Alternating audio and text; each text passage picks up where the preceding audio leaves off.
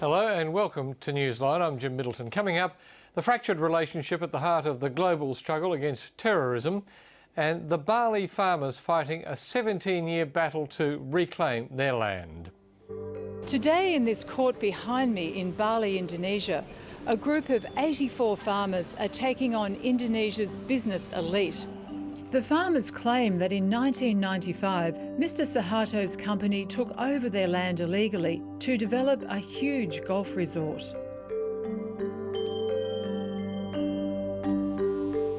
In Bali, turning farmland into tourist resorts is still proceeding at breakneck pace. But one high-profile land deal has been in dispute for nearly 2 decades. A group of farmers is fighting to reclaim land they allege was acquired illegally by a company owned by Tommy Suharto, son of the former president. This report from Kerry Negara in Bali.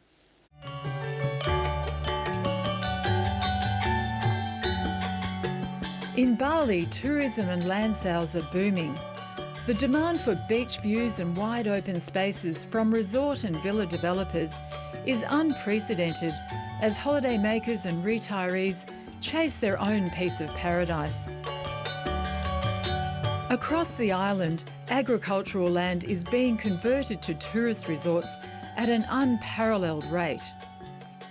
Yet few visitors to Bali are aware of the cost to the local community and the local way of life caused by this breakneck development, or the bitter and drawn-out legal disputes that exist over some of the resorts they holiday in. Jadi selama ini perasaan kita tuh sangat sakit, sedih kita semuanya. Ya, yang biasanya kita bebas hidup, mencari nafkah di sini, akhirnya sekarang kita tidak bisa kita lakukan itu. Semuanya sudah terbengkalai hidup kita karena kita petani. Igede Barata is a community priest and leader in the area of Chengalang village, Pachatu.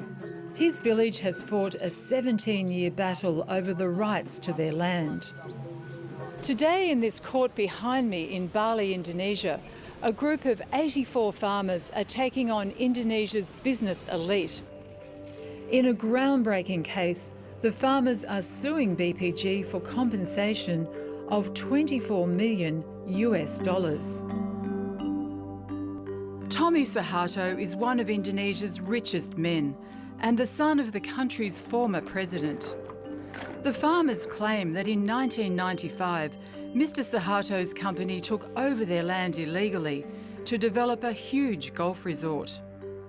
Their case revolves around an agreement between the traditional landholders, the Governor of Bali and BPG. The farmers claim that BPG was supposed to replace the land acquired for the development with land elsewhere, give every displaced landholder private title over an area of the new land, and build new houses to replace the ones they demolished. The farmers say that has never happened, and Igede Barata also says they weren't told about the deal they supposedly agreed to. Kemudian dalam perjanjian itu juga tukar guling itu tidak sama sekali melibatkan pihak rakyat.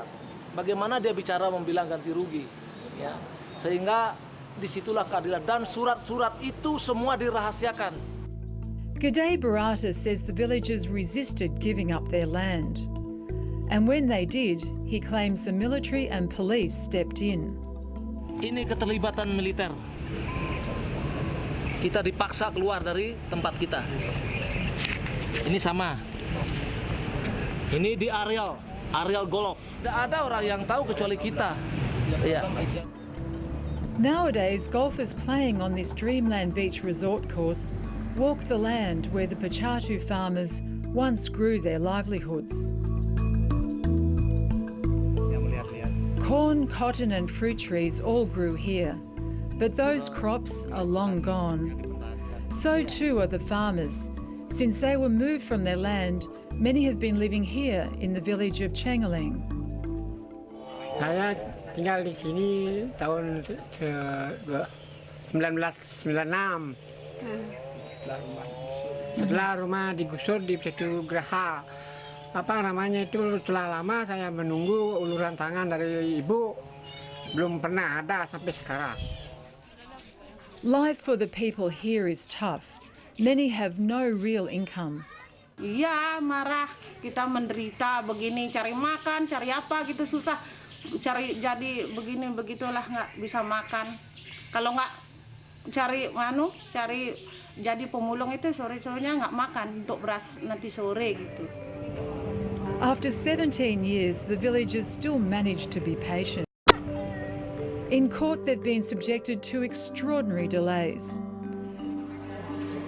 The Pachatu villagers can claim one small victory that many other people displaced in Bali can't. They at least are having their case heard in court. But at this hearing, not for the first time, the farmers are made to wait.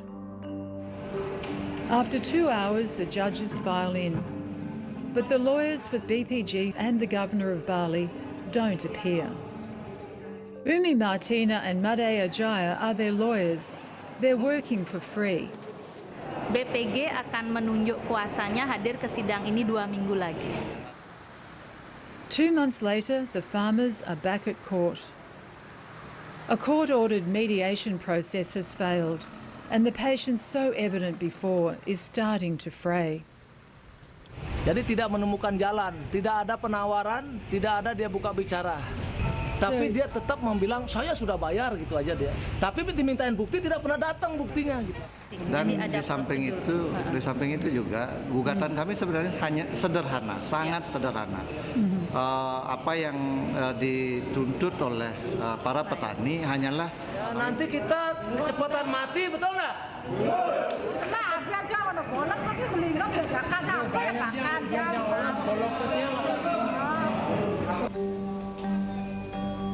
Newsline approached the lawyers for BPG and the Governor of Bali to comment on the case, but they declined the offer. The Pachatu farmers' claim remains mired in the Bali courts, with no resolution in sight.